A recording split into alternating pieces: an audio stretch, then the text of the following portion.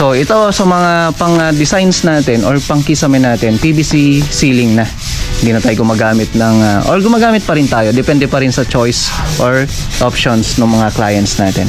So dito kaakibat na rin niya, syempre kung PVC panels lang yung mga pinag-uusapan, meron tayo dito fluted panel na pang outdoor naman siya. So ano ay ba ibig sabihin ng pang outdoor? Ibig sabihin pag pang outdoor, it's either exposure sa araw o kaya sa ulan, tubig ulan. Hindi siya basta-basta masisira. Isa pa to. Pansin niyo yan. PVC din ho yan. Or tinatawag natin na UV board. So made of plastic din siya. Sa pagdating namin dito sa kusina, kung napapansin nyo, cabinets. Usually ang cabinet made of wood or plywood, ano pa, MDF, basta made of wood. Tapos meron na rin ngayon mga made of aluminums. So ngayon, eto naman ginamit namin dito ay PVC board. Project update. Magandang araw. So nandito tayo ngayon sa site. Actually, may mga konti na lang.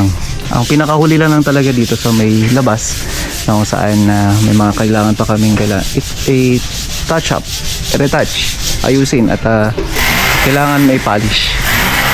So bungalow house project natin, tingnan nyo naman to, 6 meters, walang putol. So sa isa sa mga may re-recommend ko at the same time para mas maging maganda yung outcome ng building na ginagawa ninyo, iwasan natin yung malalaking putol na yan or merong maraming putol na yan. So papakita natin ito yung mga disenyo or pang design sa mga bahay na pwede nyong magamit.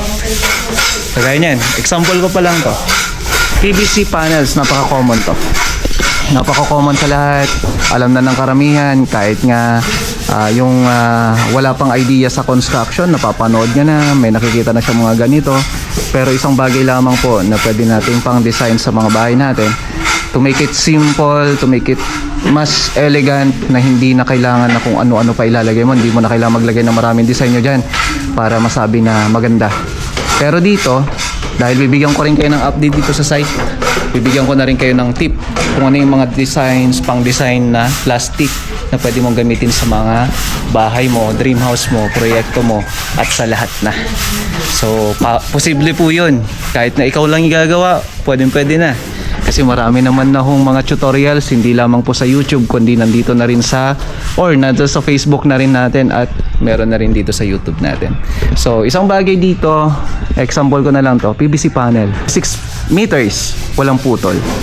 So ang lapad po niyan, ito 25 cm. So ito sa mga pang designs natin or pang kisame natin, PVC ceiling na.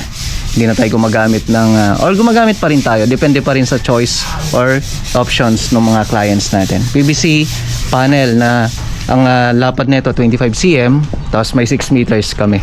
Ito nga po yun, di ba? Napaka-elegant na wala kang makikita ng mga dugtong yan. So meron kasi yung ginagamit na pwede naman kami gumamit ng H-clip or yung J-clip pagdugtongin namin para maging or kumbaga malalagyan ng design yung buo na itong floor na to or yung kikisamahin natin na to. Pero kung mapapansin nyo, kung plain lang siya na ganyan, kahit walang design nyo, basta plain lang, basta diretso lang, maganda yung pagkakalatag, tuwid at saka maganda yung pagkaka-install, panalo na ho yan. At available yan sa Doves Construction Supply. So available sa amin yan. Hanggang 8 meters pwede po yan. Okay? So dito kaakibat na rin niya, syempre kung PVC panels lang yung mga pinag-uusapan, bago tayo papasok doon sa loob, meron tayo dito fluted panel na pang outdoor naman siya. So ano ay ba ibig sabihin ng pang outdoor? Ibig sabihin pag pang outdoor, it's either exposure sa araw o kaya sa ulan, tubig ulan. Hindi siya basta-basta masisira. Maliban kung pupukpukin mo ng martilyo, sisipain mo, iuuntog mo yung ulo mo, ay baka mas matigas pa yan kaysa sa ulo mo. So eto, fluted panel. So fluted panel na pang outdoor. So maraming klase ng fluted panel, maraming disenyo, maraming mga accent na pwede mong pagpilian. So napakagandang klase na pang disenyo sa mga outdoors natin, na kung saan magre-represent no, wow, may ganito palang disenyo, may ganito palang mga uri ng mga PVCs na pwede natin gamitin for for wall accents. So, yan naman po, yung fluted panels na yan. So, ibig sabihin kung may pang outdoor tayo, may pang indoor din tayo. So, bago tayo lilipat sa loob, ang presyo nito nasa 1,100 up to 1,300. Depende sa supplier at depende rin naman po sa design nyo. Kasi kung sa design nyo tayo magbe-base, may kumbaga kakakuan din siya ng mga presyo. Okay? So, yung lapad nito ay nasa 17 cm by 300 cm. Okay? So, pasok tayo dito. Ganun na rin dito. Ayan. So, naglalagyan na kami ng mga lights. Para mas maganda, lagyan natin ng ilaw. Para may dating. Ayun. O, di ba? Okay. Pasensya na, naka-tape eh. Mas ma-appreciate mo yan kung hindi na-tape. Ayan, si Rodson. Rodson the Great. Tapos may pin lights tayo dito. May perimeter lightings, nakalagay lahat dito. Ayun, yung pin light natin, no? Diba? Tapos may shadow lightings pa pala doon. Tingnan natin kung saan banda yung shadow lightings niya. Baka ito yun. Ayun nga. Okay. So, kung napapansin nyo, mayroon tayong PVC. Mamaya, yung fluted panels natin, no? Ito PVC din yan, yung nasa taas. No? Halos kaparehas lang na sa labas, pero mas dark kaya ito. Okay? So, ngayon, meron tayo dito fluted panel. Ito. Pang indoor naman siya. Kasi kung may pang outdoor tayo, may pang indoor din tayo. Ito yung mga ginamit namin dito sa loob. Pwede rin naman na yung mga pang outdoor, pwede mong gamitin sa indoor. Pero yung pang indoor, hindi mo pwedeng gamitin sa outdoor. Pipilitin nyo na naman, sabihin nyo na naman, pwede bang gamitin yung pang indoor doon sa outdoor? Eh, yung pang outdoor, pwede mong gamitin sa indoor. Pwede pa. Huwag mo ipilit na yung pang indoor, gagamitin mo pang outdoor kasi hindi siya advisable for outdoors kasi nga ito ay laminated lamang siya. Kapag ka laminated, ibig sabihin pwede siya matuklap. Hindi kagaya nung pang outdoor natin na solid talaga siya, na kung saan hanggang dun sa may pinaka loob niyan ay puro siya. So i-compare natin. Ayan o, hindi siya laminated. Wala kang makikita na laminate or yung kumbaga naibalot. Hindi kagaya nung pang indoor natin, nakabalot lang to. Kaya kung mapapansin nyo, may puti dito. Yan. Okay? So, ito yung laminated siya. Okay? So, ito walnut. Yan. Walnut yan. Ito naman yung oak. So, kung napapansin nyo, umabot siya ng halos 4 meters. Or yung 3 point something. Or parang ganun lang. 3 point something lang yan. No? Pero yan nga lang, ang kagandahan yan ay pwede mong dugtungan. So, depende na lang yan. Diskarte mo na lang kung paano mo siya dudugtungan. May mga design nyo yan, magkakaibang design nyo yan. Tawag natin dito 4-in-1 or yung tinatawag natin na 4 ribs. Yan, 4-in-1 ho yan. Ang lapad nito ay ganun din, 16 cm naman siya and ang haba niya ay 3 meters.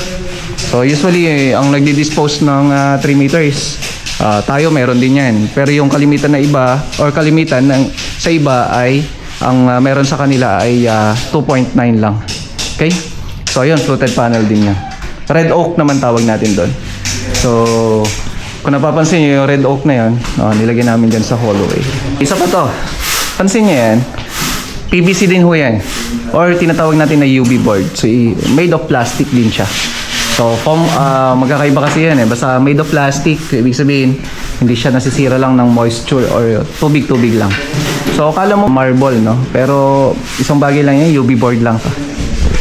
So, yung dinidispose din natin, ang kagandahan niya, 2.9 ay 3 meters na rin to. Pansin niyo yan, pantay sila ng guhit doon. Tapos dinugtungan na lang namin sa taas. So yan ang bentahe pagka sa amin kasi yan available din sa Dobbs Construction Supply na pag-aari din natin. So yan yung sinupply ko rin siya, 'di ba? Buo na rin ho siya, hindi siya or mahaba na rin compare natin sa ibang produkto. Okay? So ang presyo nito, magkano presyo niyan? 2,200. Eh, ito pala, stop pala natin to sa shop eh. Okay, sa pagdating namin dito sa kusina, kung napapansin nyo, cabinets. Usually, ang cabinet made of wood or plywood, MDF, basta made of wood. Tapos, meron na rin ngayon mga made of aluminums. So, ngayon, ito naman ginamit namin dito ay PVC board. So hindi na rin ho siya nasisira ng moisture, hindi siya nasisira ng tubig, hindi rin siya basta-basta or hindi siya tinatama ng yung tawag nito, mga anay-anay. So hindi na rin siya inaanay. Kahit ngat-ngatin ng anay yan, baka yung anay magugutom dyan. No? So made of PVC na rin ho ito.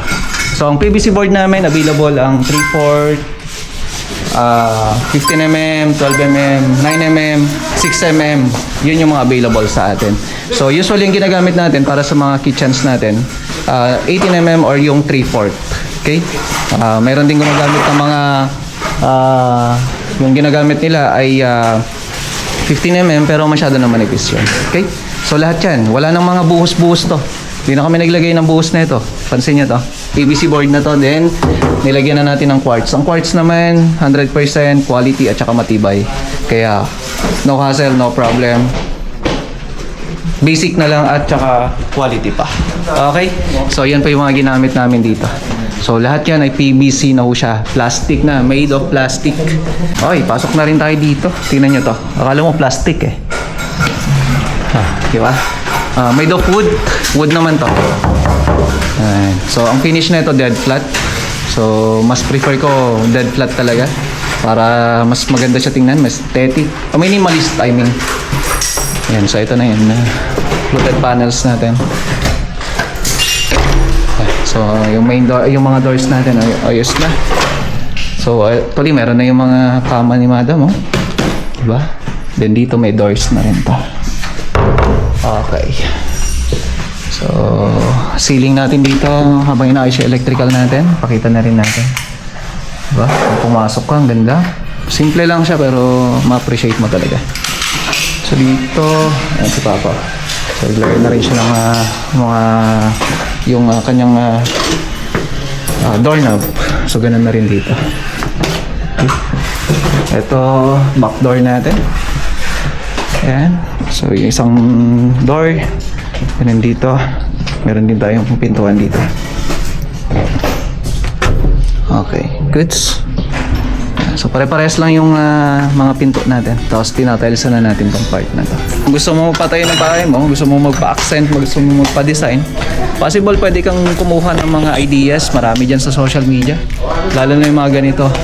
Kung gusto mo naman mag-avail sa amin ng mga PVCs, available naman po. Contact nyo lang po kami, Dubs Construction Supplies. At the same time, meron kami dyan mga numbers na pwede nyong kontakin.